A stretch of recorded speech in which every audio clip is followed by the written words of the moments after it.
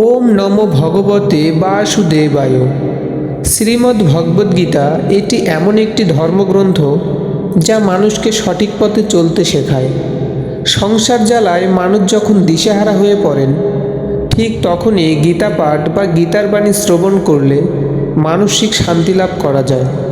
শ্রীমদ্ ভগবদ্গীতা হল 18টি অধ্যায় বা 700টি শ্লোকের একটি বিরাট সম্ভার, যা শুদ্ধ সংস্কৃত ভাষায় রচিত হওয়ায় সবার পক্ষে পড়া এবং বোঝা সম্ভব নয়। তাই শ্রীমদ্ ভগবদ্গীতার প্রতিটি অধ্যায়ের সারসংক্ষেপ সাধারণ বাংলা ভাষায় আপনাদের সাথে আলোচনা করার চেষ্টা করছি, যা সকলের জীবনে প্রতিটি পদক্ষেপে কাজে লাগবে। তাই ভিডিওটি শেষ পর্যন্ত দেখতে থাকুন এবং আপনাদের কাছে আমার একটি অনুরোধ, যদি ভিডিওটি ভালো লেগে থাকে তাহলে ভিডিওটিতে একটা লাইক দিয়ে আপনার বন্ধুবান্ধব ও আত্মীয় স্বজনের কাছে ভিডিওটি শেয়ার করে সনাতন ধর্ম প্রচার কার্যে অংশগ্রহণ করুন এবং এরকম নিত্য নতুন ভিডিও পেতে চ্যানেলটি সাবস্ক্রাইব করে পাশে থাকুন।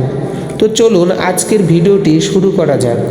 শ্রীমদ্ ভগবদ্গীতা 3য় অধ্যায় কর্মযোগের সারসংক্ষেপ। অর্জুন বলিলেন, হে কৃষ্ণ, যদি কর্ম অপেক্ষা জ্ঞান বড় হয়, তবে তুমি আমাকে যুদ্ধ করিতে বলিতেছ কেন? তোমার দুই প্রকার কথায় আমার মন মোহিত হইতেছে। যে পথে আমার মঙ্গল হইবে সেই পথটি আমাকে বলো। শ্রীকৃষ্ণ বলিলেন, হে অর্জুন, জ্ঞানীদের জ্ঞান ও কর্মীদের কর্ম, এই দুই প্রকার নিষ্ঠার কথা তোমাকে পূর্বে বলিয়াছি। কর্ম না করিয়া কেউ কর্মবন্ধন হইতে মুক্ত হইতে পারে না। কর্ম ত্যাগ করিলেই সিদ্ধিলাভ হয় না। কর্ম না করিয়া কেহ ক্ষণকালও থাকিতে পারে না। জীব প্রকৃতির প্রভাবেই কাজ করিতে বাধ্য হয়। যে ব্যক্তি ইন্দ্রিয় সংযত রাখিয়াও বিষয়ের চিন্তা করে, সে ব্যক্তি মূর্খ। সকলে তাহাকে মিথ্যাচারী বলিয়া থাকে। হে অর্জুন, যে ব্যক্তির ইন্দ্রিয় সংযত অথচ তিনি ফলাকাঙ্ক্ষী নহেন, সেই কর্মযোগী প্রশংসার পাত্র। সর্বদা কর্ম করিবে। শরীর রক্ষার জন্য কর্ম করা প্রয়োজন। হে অর্জুন, আসক্তি ত্যাগ করিয়া ভগবানের প্রীতির জন্য কর্ম করো, নতুবা বন্ধন ঘটিবে। ব্রহ্মা প্রজা সৃষ্টি করিয়া বলিলেন, তোমরা সর্বদা যজ্ঞ করিও। সর্বদা যজ্ঞ করিলে ইষ্টলাভ হইবে। যজ্ঞ দ্বারা দেবগণকে সন্তুষ্ট করো, তাহাতে ইষ্টলাভ হইবে। দেবগণের পূজা করিলে দেবগণ ইষ্টদান করিয়া থাকেন। যে দেবগণের পূজা করে না, সে চোরের তুল্য। যজ্ঞান্ন খাইয়া লোকে পাপ মুক্ত হয়। যে রান্না করিয়া কেবল নিজের উদরই পূর্ণ করে, সে পাপ আহার করে। যজ্ঞ কর্মময়। যজ্ঞ হইতে মেঘ, মেঘ হইতে অন্ন, অন্ন হইতে জীবের জন্ম হয়। কর্ম দেবাশ্রিত ব্রহ্ম হইতে বেদের সৃষ্টি। সর্বব্যাপী ব্রহ্ম যজ্ঞে প্রতিষ্ঠিত থাকেন। যে ব্যক্তি কর্মের অনুষ্ঠান করে না, সে পাপী ও ইন্দ্রিয়াসক্ত, তাহার জীবন বৃথা। যে ব্যক্তি আত্মাতেই সন্তুষ্ট থাকে, তার কর্তব্য বলিয়া কিছু থাকে না। সেই ব্যক্তির কর্মে বা অকর্মে পাপপূর্ণ কিছুই হয় না। সেই ব্যক্তি সিদ্ধিলাভের জন্যও অন্যের আশ্রয় নিতে চায় না। হে অর্জুন, তুমি আসক্তি ত্যাগ করিয়া কর্ম করো। অনাসক্ত ব্যক্তি মোক্ষ লাভ করে। জনকাদি মুনিগণ নিজ নিজ কর্তব্য করিয়াই সিদ্ধিলাভ করিয়াছিলেন। অতএব তোমার নিজ কর্তব্য করা উচিত। শ্রেষ্ঠ ব্যক্তি যাহা করেন, সাধারণ মানুষ তাহা অনুসরণ করেন। হে অর্জুন, ত্রিভুবনে আমার কোনো কর্ম নাই, প্রাপ্যও নাই, তবুও আমি কর্ম করিয়া থাকি। আমি কর্ম না করিলে জনগণ আমার অনুসরণ করিবে না, তাহারাও আর কর্ম করিবে না। তখন লোক কর্মহীন হইয়া উচ্ছন্নে যাইবে, প্রজা নষ্ট হইবে, ফলে আমি সংকরের কারণ হইব। অজ্ঞান ব্যক্তি ফল লাভের আশায় কর্ম করে, আর জ্ঞানী ব্যক্তি ফলের আশা ত্যাগ করিয়া লোক শিক্ষার জন্য কর্ম করে। জ্ঞানী ব্যক্তি মুখে কিছু না বলিয়া কর্ম করিয়া যাইবেন। নিজে কর্ম করিয়া তিনি ফলাসক্ত অজ্ঞান ব্যক্তিকেও কর্মে নিয়োজিত করিবেন।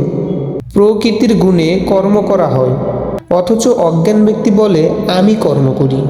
অজ্ঞান ব্যক্তি প্রকৃতির প্রভাবে মুগ্ধ থাকে, জ্ঞানী ব্যক্তি তাহাকে বিচলিত করিবেন না। হে অর্জুন, সর্বকর্মফল আমাকে সমর্পণ করিয়া এবং কামনাহীন ও মমতাহীন হইয়া তুমি যুদ্ধ করো। আমার বাক্যে শ্রদ্ধাবান হইয়া কর্ম করিয়াও কর্মী চিরদিন মুক্ত থাকে। যে আমার বাক্য পালন করে না, বরং সর্বদা আমার দোষ ধরে, সে অজ্ঞান ব্যক্তি অবিবেকী, তাহাকে নষ্ট বলিয়া জানিবে। জ্ঞানী ব্যক্তিও প্রকৃতির প্রভাবেই চালিত হয়।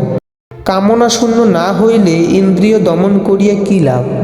প্রাণীগণ প্রকৃতির অনুসরণ করে, জ্ঞানবান ব্যক্তিও নিজের প্রকৃতির অনুরূপ কর্ম করিয়া থাকে। বিষয়ের ভোগের দ্বারা ভোগের বাসনা বাড়ে, কমে না, ইহাতে মুক্তি নষ্ট হয়।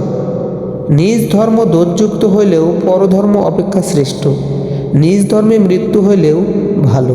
অর্জুন বলিলেন, হে কৃষ্ণ, অনিচ্ছুক ব্যক্তি পাপ করে কেন? তাহাকে পাপ করায় কে? শ্রীকৃষ্ণ বলিলেন, হে অর্জুন, কাম ও ক্রোধ দুইটি দুর্জয় রিপু।